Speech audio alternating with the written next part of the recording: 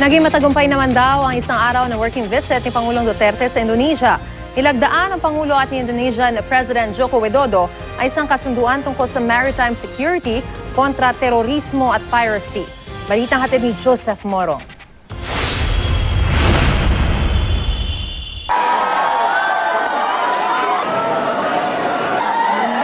Mula sa pinakamalaking textile market sa Southeast Asia hanggang sa Istana Merdeka ng Malacanang ng Indonesia, mainit na tinanggap si Pangulong Rodrigo Duterte.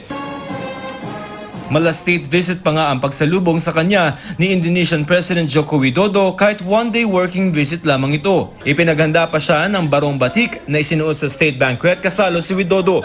Nauna rito nagpirmahan sila tungkol sa pagtutulungang higpitan ng seguridad kontra terorismo at pamimirata, partikular sa Sulawesi, katuwang Indonesia at Malaysia. Kung matatandaan, halos 30 Indonesian ang nabiktima ng magkakahiwalay na kidnapping doon nitong Marso, Abril at Hunyo at napalaya rin. Binanggit ng Pangulo si Mary Jane Veloso, ang Pilipinang nahatulan ng guilty sa drug trafficking pero iginigiit na inosente siya dahil hindi raw alam na may droga ang bagaheng ipinakiusap ng recruiter. Nasentensyahan siya ng death penalty parusang isinusulong din ni Pangulong Duterte. Hinihintay pa rin ang salaysay laban sa mga umano'y recruiter niya sa Pilipinas. It's not as urgent because there is no schedule.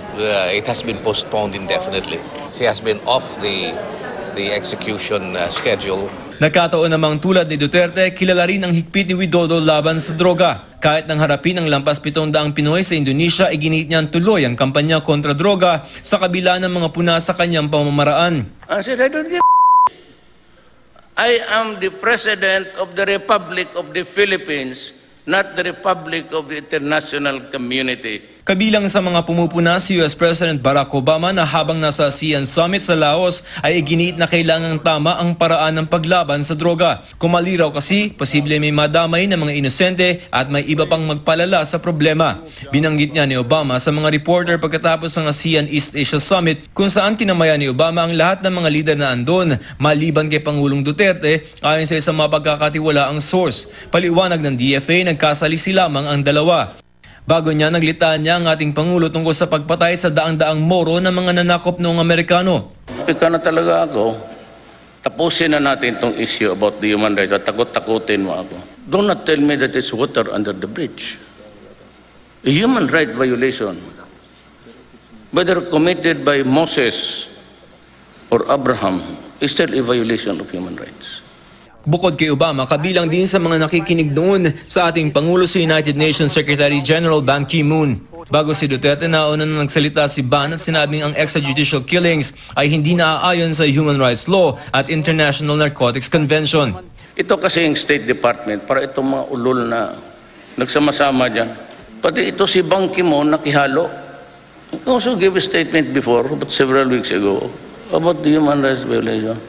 Sabi ko, isa ka pang Bago ang pahagingan, nagkausap at nagkalinawa na ang dalawang Pangulo nitong Miyerkules. Wala naman daw masamang ipinakita ang pagiging independent sa mga dayuhan, bagay na pinuri ng ilan sa Pangulo. Pero sabi ng mga eksperto, medyo hindi na proper na eration because what for?